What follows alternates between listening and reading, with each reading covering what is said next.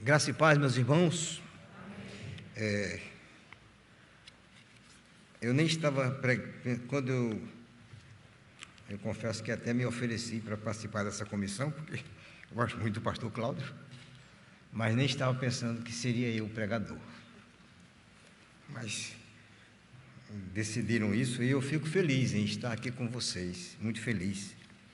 Se é uma coisa que eu gosto de fazer, é pregar o Evangelho, é expor as Escrituras. Faço isso na nossa igreja, aquela igrejinha pequenininha que vocês conhecem, né? Lá em São Lourenço da Mata. Eu faço isso todos os domingos e com muita alegria. Mas confesso que pregar aqui é um pouco diferente, viu, meus irmãos?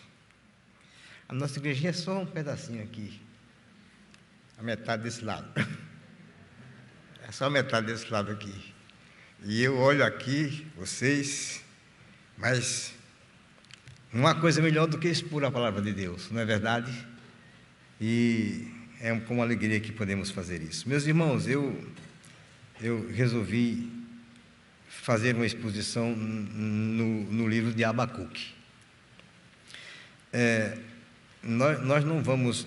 eu vou ler apenas um versículo, mas, na verdade, nós vamos fazer a exposição no livro todo. Não significa dizer que nós vamos ler todo o livro, tá certo? Podem ficar tranquilos que nós não vamos demorar muito, não. Mas vamos ler alguns versículos no livro de Abacuque. Mas o único versículo que eu vou ler é no capítulo 2. Abram suas Bíblias em Abacuque. Mantenham esse texto aberto aí. Mas vamos ler no capítulo 2, o verso 4. Só a segunda parte do verso 4, que diz assim: mas o justo viverá pela sua fé. Vamos orar, meus irmãos. Seu Deus, meu Pai, como eu preciso da Tua graça, da Tua ajuda, da Tua orientação, Senhor. Senhor, a Tua palavra é muito rica, muito profunda, e eu sou limitado demais, mas quem nos ilumina é o Espírito Santo, e é isso que nós pedimos agora, a iluminação dEle. Que o Teu Espírito ilumine o nosso coração, tire dos nossos olhos as vendas, tire de nós qualquer prevenção, para que possamos ouvir a Tua palavra, Senhor amado. É a Tua palavra, inerrante, infalível, autoritativa, que é suficiente para nós. Nós não precisamos de outra coisa, só a Tua palavra. Por isso, meu Pai, eu te peço que neste momento de exposição, Tu abras o nosso coração, a nossa mente, para que possamos fixar os olhos no Senhor, o Todo-Poderoso, o nosso Deus eterno. Que aquilo que vamos falar aqui, Senhor, possa edificar esta igreja. É o que nós te pedimos em nome de Jesus. Amém. Meus queridos irmãos, o profeta Abacuque, ele não é muito conhecido. Eu acredito que as pessoas não leem muito os profetas menores. Mas é um livro pequeno, só tem três capítulos.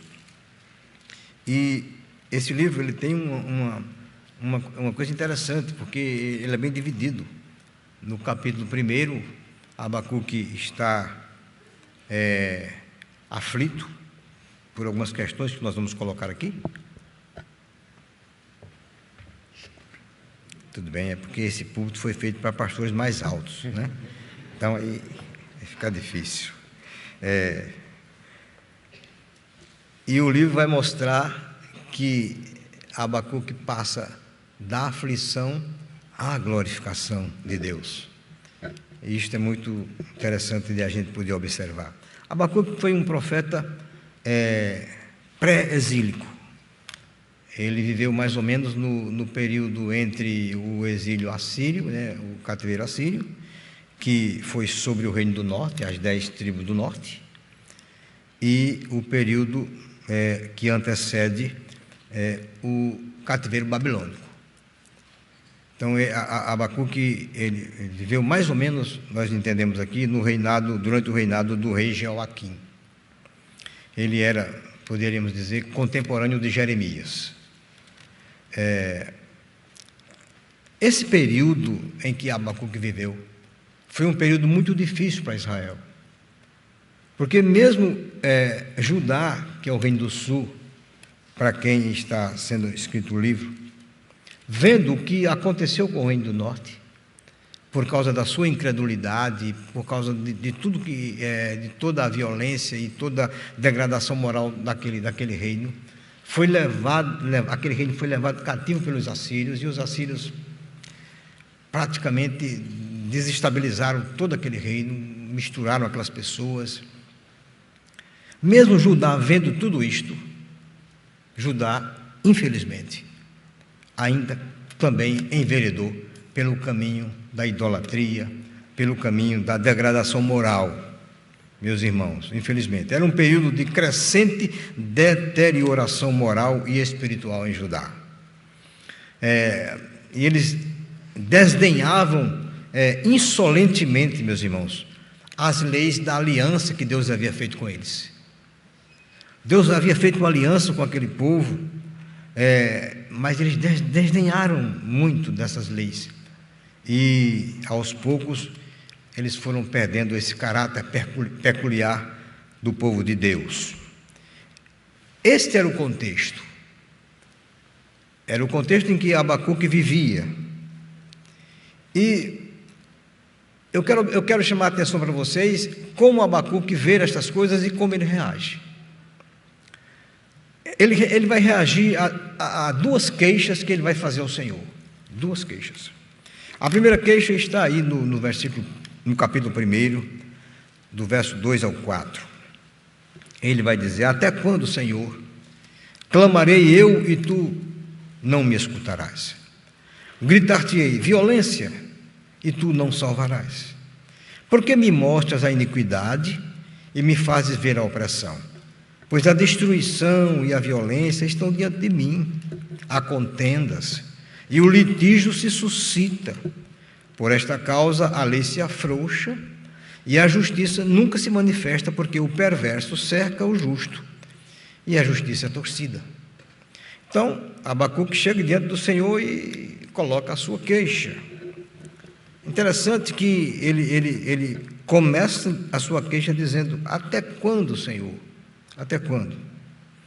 Essa profunda preocupação diante da situação que se encontrava a nação, certamente, por essa forma de começar a sua queixa, já tinha sido objeto de oração por parte do profeta Abacuque.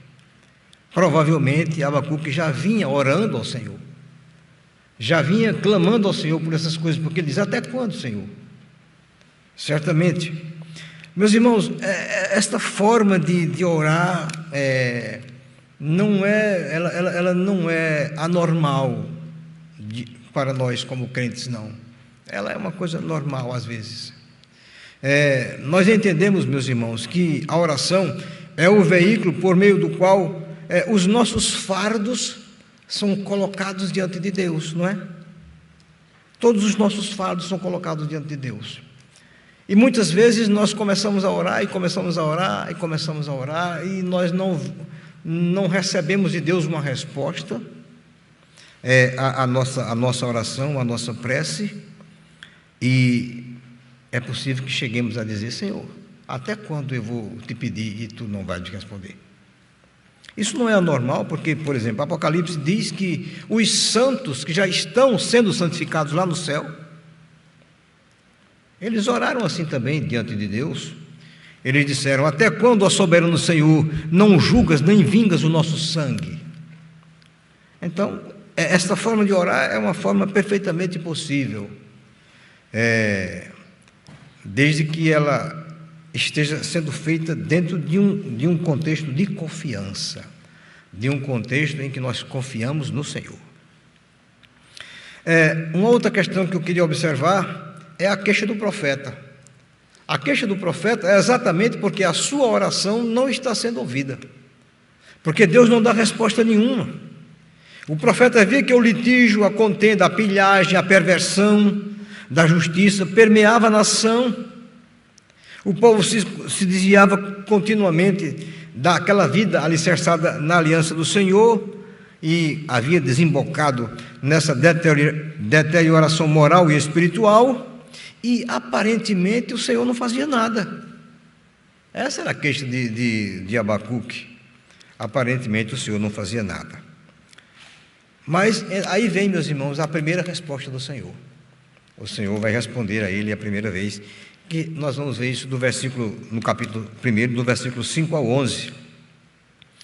Interessante é que o profeta ele faz a sua queixa ao Senhor, individualmente, ele se queixa ao Senhor.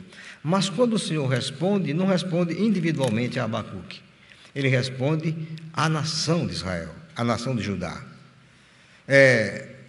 Eu queria que vocês observassem que essa resposta do Senhor, a resposta que ele vai dar a Abacuque, ela é tão importante, ela é tão relevante, que antes de falar à nação, Deus prepara o povo para aquilo que ele vai dizer. Antes de falar à nação. Veja o versículo 5.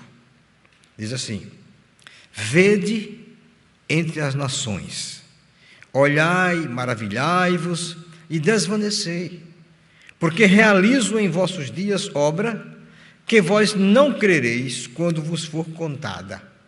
Pelo menos 4 verbos aqui que chamam a atenção. Vede, olhai, maravilhai-vos e desvanecei. Que coisa, né? Parece até um contrassenso, mas é assim que o Senhor diz. A preocupação do profeta, meus irmãos, era com a violência que graçava em Israel, aliás, em Judá. Mas Deus manda que ele olhe para o cenário internacional e não apenas para Judá. Isso também é muito importante. Então Deus prepara, olhe, observem o que eu vou fazer, e vocês devem se maravilhar com o que eu vou fazer, mesmo que seja uma coisa esquisita, uma coisa que para nós não faça sentido, como inicialmente não fez sentido para Abacuque, mas é uma obra maravilhosa que eu vou fazer. Depois o Senhor vai e identifica o instrumento que ele vai usar para juízo sobre aquele povo.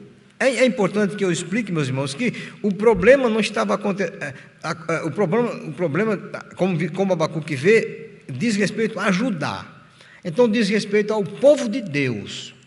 Toda essa degradação moral e espiritual estava sendo praticada pelo povo de Deus. Talvez num contexto um pouco diferente do nosso, mais ou menos. Mas era o povo de Deus, era entre o povo de Deus que estava acontecendo. Então o Senhor quer tratar naquele momento com o seu povo, com Judá, e para isso ele vai levantar um instrumento de justiça sobre o povo, porque é assim que o Senhor trata. E agora ele vai identificar quem é que ele vai usar como instrumento para exercer justiça sobre aquele povo. Versículo 6. Pois eis que suscito os caldeus, ou os neobabilônicos, nação amarga e impetuosa, que marcham pela largura da terra para apoderar-se de moradas que não são suas. Vejam, meus irmãos, o que é que o Senhor está dizendo a ele? Por isso que ele diz, presta atenção, olhai, vejam, mas ele diz, maravilhai-vos, o Senhor enviará o império neobabilônico para julgar o seu povo. Esse império ele teve o seu apogeu, o seu clímax, realmente, durante o reinado de Nabucodonosor. Mas é digno de nota perceber que esse império não era conhecido, e do nada ele surge e atinge um ápice, mas rapidamente ele cai também e desaparece, quando são vencidos pelos medos e os persas. O Deus que suscita aquele povo para exercer juízo sobre Judá é o mesmo Deus que derruba aquele povo. Talvez esta seja a explicação porque o Senhor quer que eles se maravilhem. Maravilhai-vos. Maravilhai-vos não porque Deus vai exercer juízo sobre aquela nação, e o juízo que ele vai exercer, meus irmãos, é um juízo realmente muito duro. Mas porque é Deus que está fazendo, mas porque aquilo é uma obra do Senhor. exercer esse juízo, levantar esse povo sobre o reino de Judá, é uma ação soberana de um Deus soberano que sabe exatamente o que está fazendo. Talvez aqui, meus irmãos, seja um momento de a gente pensar um pouco quantas vezes nós temos nos maravilhado com as coisas que Deus tem feito no mundo. Quantas vezes? Isso não é uma coisa fácil de explicar, e principalmente para as pessoas do mundo que não conhecem Deus. Eu tenho certeza que a coisa mais difícil de alguém entender ou aceitar em Deus é a sua soberania. Um Deus que é soberano, que tem o direito e o poder de fazer o que Ele quiser fazer. E quantas vezes acontecem catástrofes no mundo ou em alguns lugares e o povo de Deus não entende que nada acontece neste mundo que não tenha sido previamente decretado pelo Senhor. E nós nos maravilhamos com isso, nós olhamos e nos maravilhamos com isso. Eu sei que isso é difícil dizer para alguém que não conhece a Deus, porque o entendimento de Deus que eles têm é outro completamente diferente. O mundo crê num Deus Papai Noel, ou o gênio da lâmpada, que você esfrega e ele diz: estou aqui, meu amo, faça seus 3 pedidos. Mas não crê num Deus soberano, num Deus que age segundo propósitos corretos, perfeitos e eternos. Mas nós cremos nesse Deus, meus irmãos. Isto é importante. E o Senhor ainda vai caracterizar esse instrumento de juízo. Eu vou somente ler para vocês verem o que é que ele vai dizer, não vou comentar. Do versículo 7 até o versículo 11, ele vai dizer quem eles são e como eles agem. Eles são pavorosos e terríveis, e criam eles mesmos o seu direito e a sua dignidade. Os seus cavalos são mais ligeiros do que os leopardos, mais ferozes do que os lobos. Ao anoitecer, são os seus cavaleiros que se espalham por toda parte. Sim, os seus cavaleiros chegam de longe, voam como águia que se precipita a devorar. Eles todos vêm para fazer violência. O seu rosto suspira por seguir avante. Eles reúnem os cativos como areia. Eles escarnecem dos reis. Os príncipes são objeto do seu riso. Riem-se de todas as fortalezas, porque, amontoando terra, as tomam. Então passam como passa o vento e seguem. Fazem-se culpados estes cujo poder é o seu Deus. Deus caracteriza. Ele vai dizer: olha, o povo que eu estou mandando é um povo terrível. É um povo que vem para destruir mesmo e para fazer violência. Aí, meus irmãos, vem a segunda queixa de Abacuque, porque Abacuque não entendeu nada mesmo. Abacuque clama ao Senhor, esperando que o Senhor diga assim: tá, Abacuque, tudo bem, eu vou mudar o coração do povo, eu vou dar um jeito, as pessoas vão passar a ser boas pessoas a partir de agora, obedientes. Talvez Abacuque esperasse de Deus alguma coisa nessa linha. E o que ele recebe de Deus é que vai mandar um povo perverso, um povo mau, para exercer juízo sobre eles. Aí Abacuque não entende mais nada e vai e faz a sua segunda queixa, que está do versículo 12 ao 17. Na sua segunda queixa, e eu vou dividir aqui em 3 partes, o profeta, ele começa primeiro demonstrando confiança em Deus. Quando ele começa a sua queixa, ele demonstra perfeitamente a sua confiança no Senhor. Versículo 12, ele diz assim: não és tu desde a eternidade, ó Senhor meu Deus, ó meu santo. Ele está dizendo que Deus é eterno, e é desde a eternidade que é santo. Ele diz: não morreremos. Ele confia no Senhor. Ele diz: não, apesar de tudo isso, de todo esse juízo, nós não vamos morrer, porque o nosso Deus é o eterno. Ó Senhor, para executar juízo puseste aquele povo. Tu, ó rocha, o fundaste para servir de disciplina. Então, esse primeiro momento da sua queixa, ele realmente demonstra confiança em Deus. E depois ele vem e faz a sua queixa e questiona o Senhor. Versículo 13, ele diz: tu és tão puro de olhos que não podes ver o mal, e a opressão não podes contemplar. Por que, pois, toleras os que procedem perfidamente e te calas quando o perverso devora aquele que é mais justo do que ele? Aí é isso que ele não entende. Ele está dizendo que o plano de Deus parece estar em flagrante oposição ao próprio caráter revelado de Deus. Como é que tu vais usar um povo que é mais ímpio e mais injusto e mais perverso do que o teu povo para fazer justiça sobre o teu povo?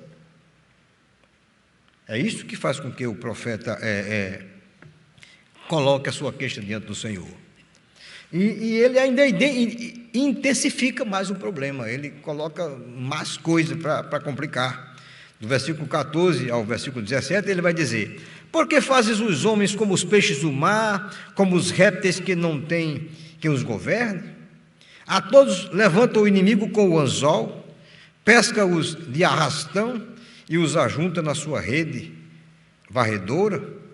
Por isso ele se alegra e se regozija. Ele está falando dos inimigos que vão invadir Israel, Judá.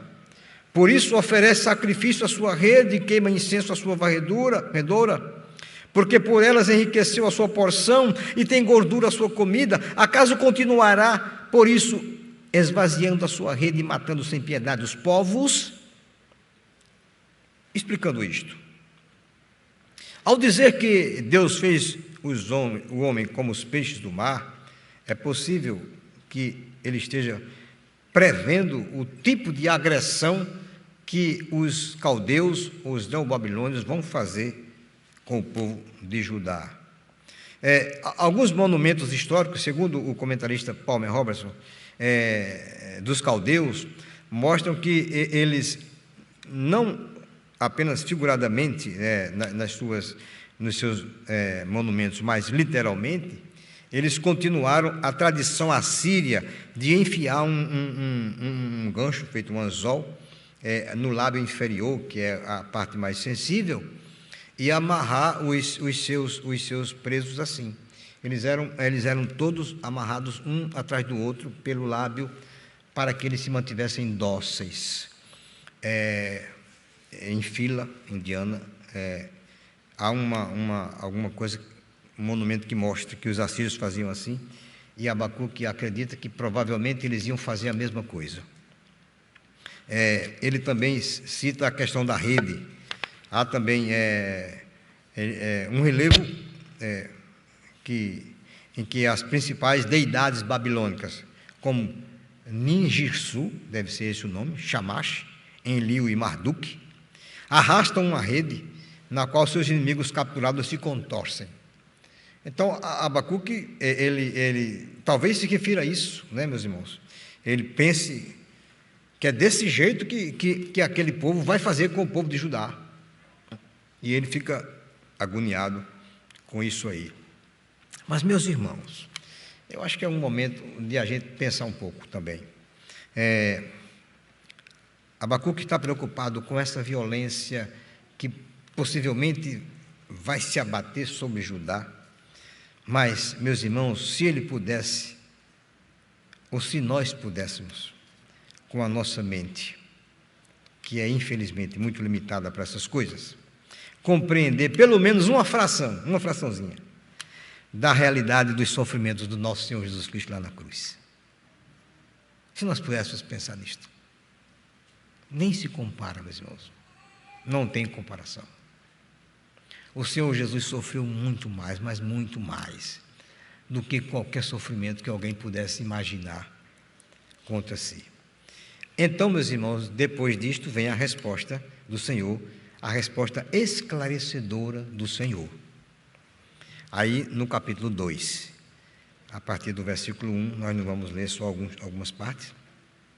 Meus irmãos, vejam, Abacuque, ele tem plena consciência de como ele foi audacioso nas suas observações diante do Senhor. Ele tem plena consciência disso. E certamente ele esperava, ou espera, no texto, da parte de Deus, uma repreensão. Porque ele foi audacioso, questionando o que Deus tinha dito para ele. Veja como é que ele diz no versículo 1. Por-me-ei na minha torre de vigia, colocar-me-ei sobre a fortaleza e vigiarei para ver o que Deus me dirá e que resposta eu terei à minha queixa. O grande problema é esse, ele não entendia como é que Deus ia usar um povo ímpio para fazer justiça sobre o povo de Israel, mesmo que o povo estivesse em pecado. Ele não entendia isso e ele questiona isso ao Senhor, ele faz um questionamento ao Senhor e espera, no mínimo, uma repreensão por parte de Deus. Mas, meus irmãos, surpreendentemente, a resposta do Senhor não é assim. Ela vem em forma de uma visão de esperança, que o profeta deve escrever para as gerações futuras. Não vem como uma repreensão sobre o profeta, mas como uma visão de esperança. E nós vamos ver pelo menos duas coisas apenas aqui que o Senhor vai dizer. A primeira coisa, o Senhor diz, aliás, três coisas. A primeira, o Senhor manda que o profeta escreva. Ele deve escrever aquilo que o Senhor está mostrando para ele. O texto diz assim: o Senhor me respondeu e disse: escreve a visão, grava-a sobre tábuas, para que a possa ler até quem passa correndo. Quando a gente lê esse texto, primeiro a gente percebe que o Deus disse que ele deve gravar, aquilo ali deve ficar escrito em tábuas. E a impressão que nós temos à primeira vista é que talvez fosse uma espécie de outdoor, que ele fosse escrever em letras grandes, para que todo mundo, mesmo que passasse correndo, visse aquilo que ele ia escrever. O comentarista, o Robertson, ele tem uma outra linha que eu achei interessante. Ele diz que, ao invés de um painel com letras grandes, que seria talvez a primeira impressão, o contexto pressupõe a corrida de um mensageiro a proclamar a visão.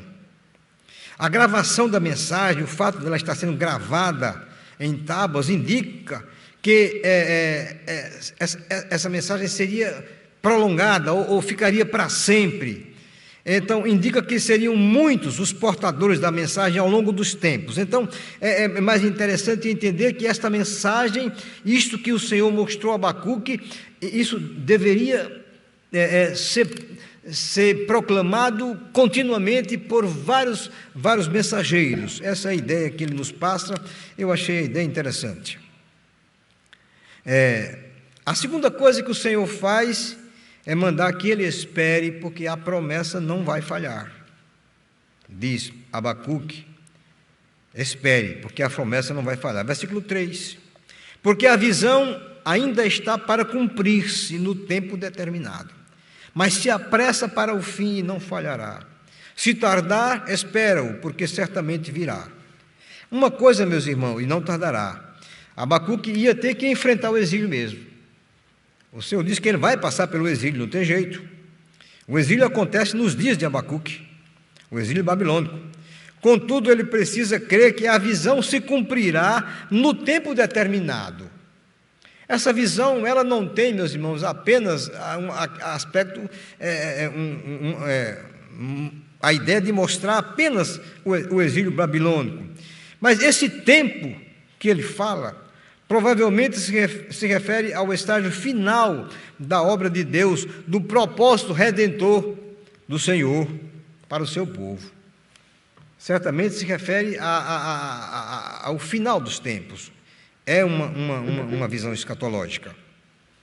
A terceira coisa que o Senhor vai dizer a Abacuque, e aqui está o cerne da nossa mensagem, é o seguinte: o Senhor faz distinção entre o perverso e o justo. Isso é importante saber, meus irmãos. Deus faz distinção entre o perverso e entre o justo.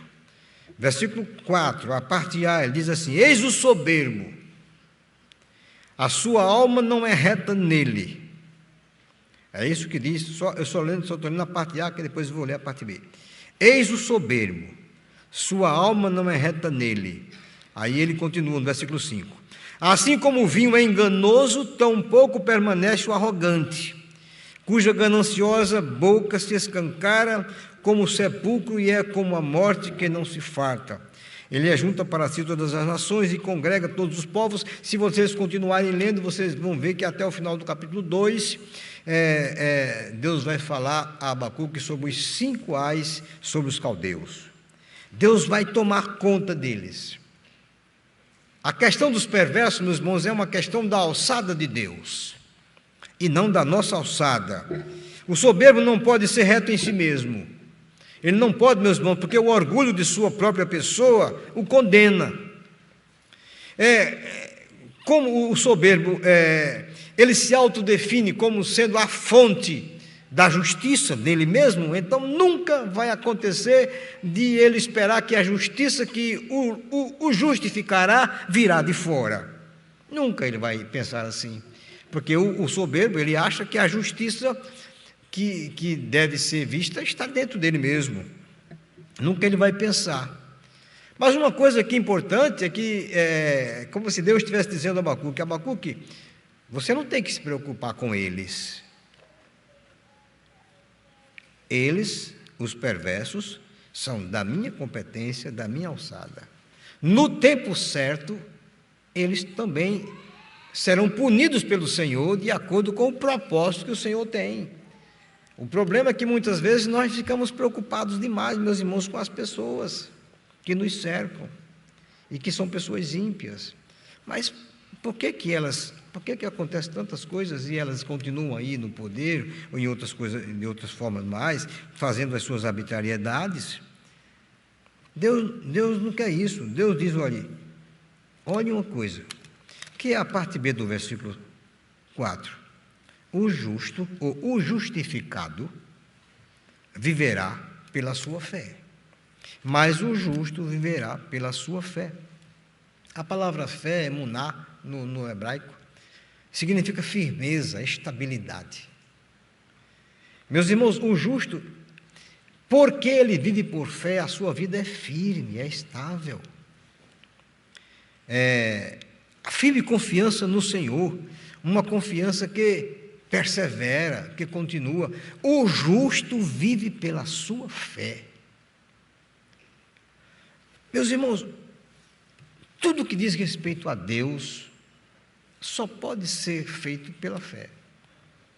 Não tem como nós nos relacionarmos com Deus se não for por meio da fé, meus irmãos. Tudo é pela fé.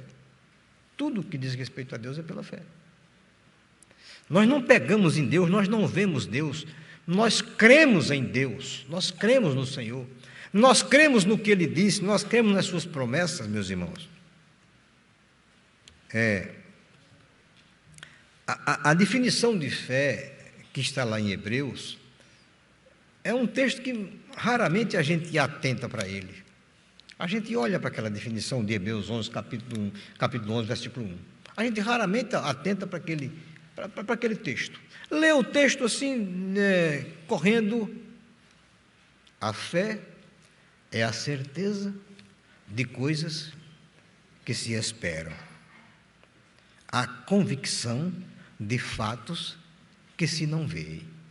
Se vocês pararem um pouquinho, atentarem, vão perceber que esta definição, ela coloca a fé nos fazendo olhar para o passado e para o futuro, não é? Quando ela diz assim, a fé é a convicção de fatos que se não veem, ela está dizendo que eu devo olhar para o futuro, para o passado, são fatos, coisas que aconteceram, devo olhar para o passado. Que fatos são esses? Primariamente, meus irmãos, os fatos registrados nas Escrituras Sagradas. Tudo aquilo que está registrado nas Escrituras Sagradas, todas as coisas, todos os registros das maravilhas de Deus, dos atos soberanos de Deus, tudo o que Deus fez, devemos olhar para aqueles fatos com convicção absoluta, sem nenhuma dúvida de que algum deles, por acaso, não tenha acontecido. Não, todos aconteceram.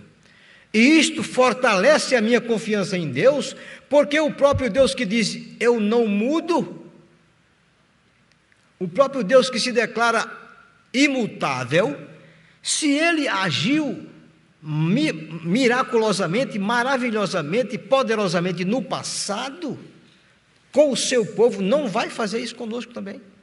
Ele mudou de repente. Ele de repente disse, não, agora nessa nova dispensação, agora depois de Cristo, eu vou agir diferente. Não, é o mesmo Deus. É o mesmo Deus que agiu no passado. Então a fé é a convicção desses fatos que eu não vi, mas eu creio neles de forma inabalável. Mas, ao mesmo tempo, a fé me manda olhar para o futuro. E diz, é a certeza de coisas que eu espero. O que é que nós esperamos, meus irmãos? O que é que você espera? Hoje eu fiz essa pergunta à minha igreja lá. O que é que vocês esperam do Senhor? Nós esperamos a vinda de Cristo, né, meus irmãos? Nós esperamos que o Senhor Jesus vai voltar, e vai voltar, para nos levar. Nós esperamos que vamos morrer, mas vamos ressuscitar também. Nós esperamos isso, não? Sim.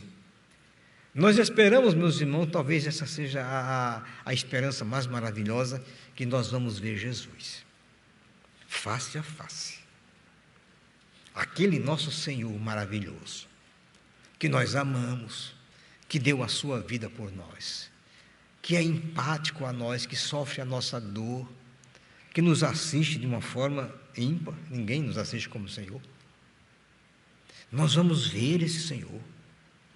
Nós vamos, meus irmãos, estar com Ele para o resto, não tem resto de vida não, mas eternamente. Meus irmãos, nós esperamos que o pecado não vai mais estar na nossa vida. Nós esperamos isso, meus irmãos.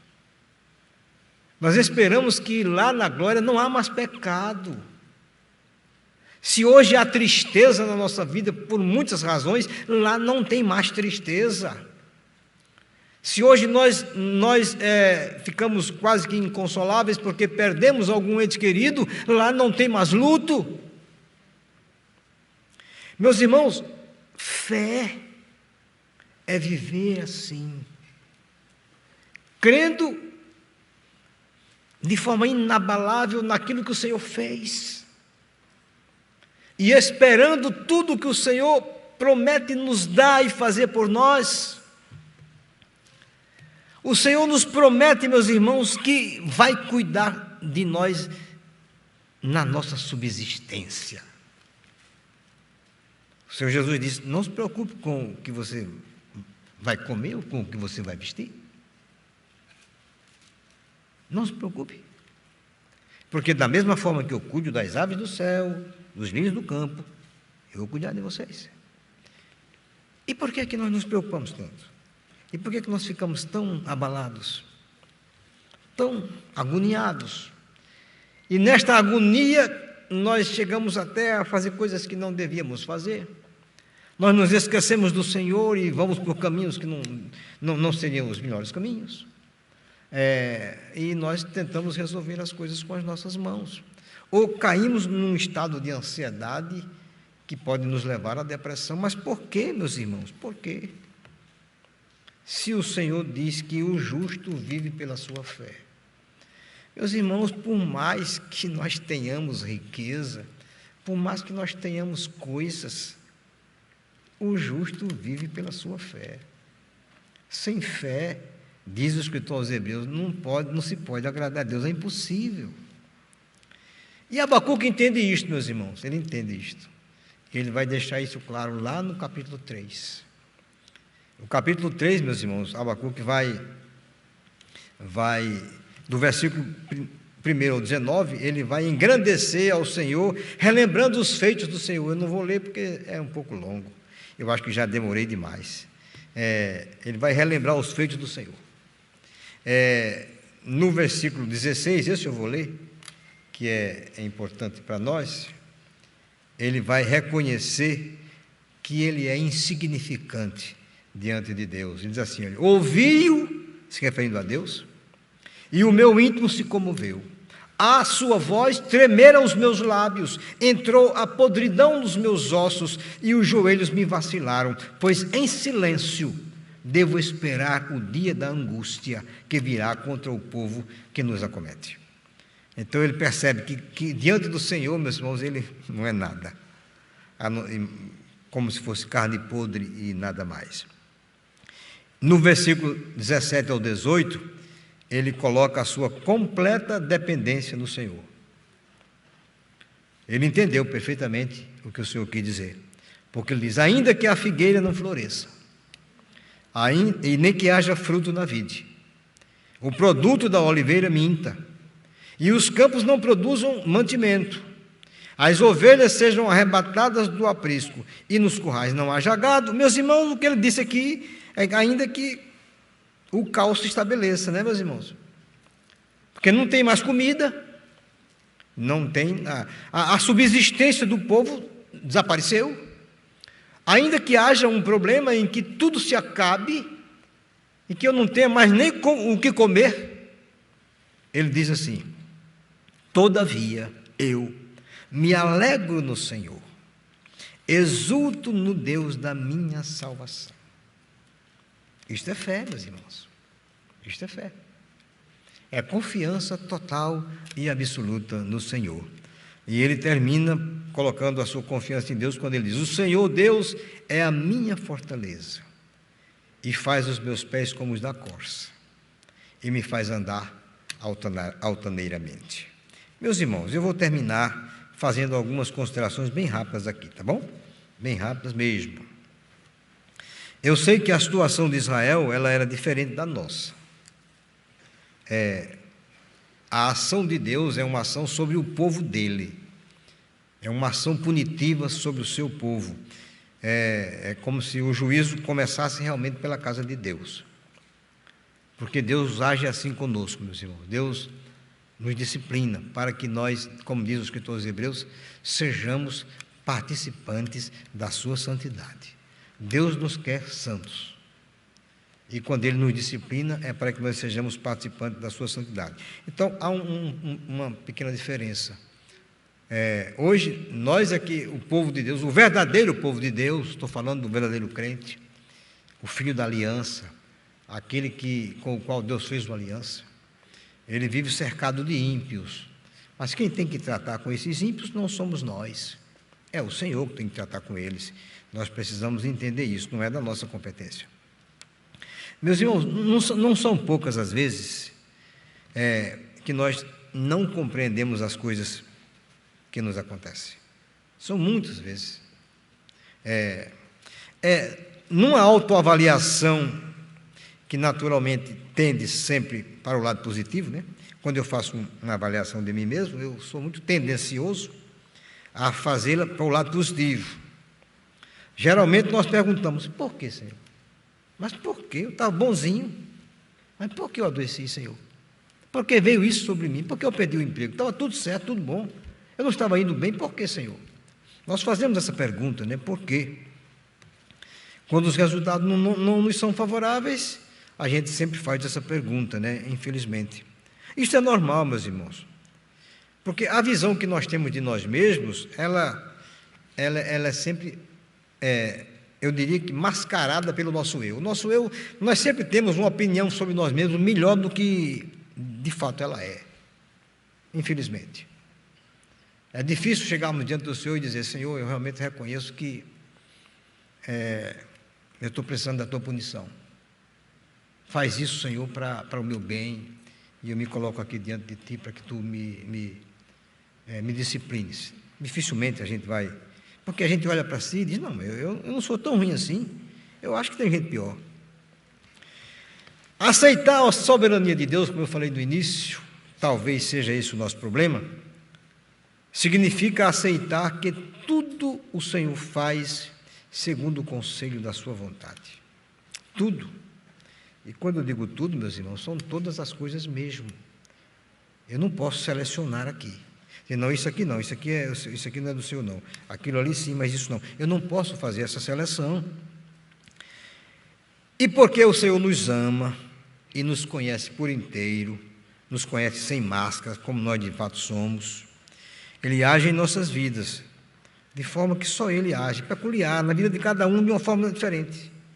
O Senhor nos conhece pessoalmente. É assim que Ele nos conhece.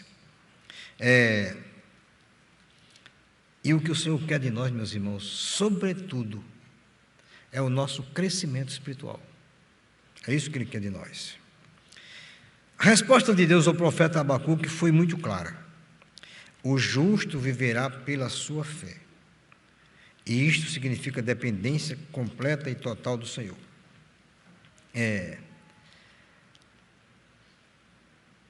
Eu vou citar um texto aqui de Jeremias que diz assim: o Senhor fez uma aliança conosco, meus irmãos. A doutrina da aliança é uma doutrina nossa. Nós cremos que Deus fez uma aliança conosco. E uma aliança, meus irmãos, é um pacto inviolável, pelo menos por parte do suzerano, que é o Senhor. Ele nunca violará a sua aliança. Isto é uma garantia para mim de que essa relação é eterna. Ela permanece para sempre, mesmo que os vassalos como nós quebremos esta aliança. Mas o autor dela, aquele que propôs, que fez a aliança comigo, ele não quebra. Nós fomos inseridos nela, meus irmãos, não porque mereçamos alguma coisa ou porque somos melhores do que ninguém, mas porque Deus quis fazer isso. E o que nós temos que fazer é agradecer por isso e viver, meus irmãos, de acordo com esta graça de Deus. Ele diz: porque esta é a aliança que firmarei com a casa de Israel depois daqueles dias, diz o Senhor. Na mente lhes imprimirei as minhas leis, também no coração lhes inscreverei. Eu serei o seu Deus e eles serão o meu povo. Esta aliança, ela diz respeito, meus irmãos, a uma vida espiritual. O que o Senhor quer de mim é que eu seja seu servo, que eu viva para Ele. É isso que Ele quer. O justo ou justificado, porque o justo aqui, meus irmãos, são aqueles que foram justificados por Deus, por Jesus Cristo, viverá pela sua fé. Esta fé, meus irmãos, pela qual o justo vive, não tem nada a ver, viu, meus irmãos, com força interior, nem com pensamento positivo, não, de jeito nenhum. Quando alguém diz assim: eu tenho muita fé em Deus, que vou ficar bom, a gente percebe que ele tem mais fé na fé dele do que em Deus. Mas não é esse tipo de fé, não. É aquela fé lá que eu falei de Hebreus 11, que apenas crê no Senhor e confia nele totalmente. Porque se você ler o resto do capítulo 11 de Hebreus, você vai perceber que ali naquela galeria da fé, teve pessoas que tiveram, sobre as quais houve uma ação positiva de Deus, venceram pela fé. Ele cita Gideão, Sansão,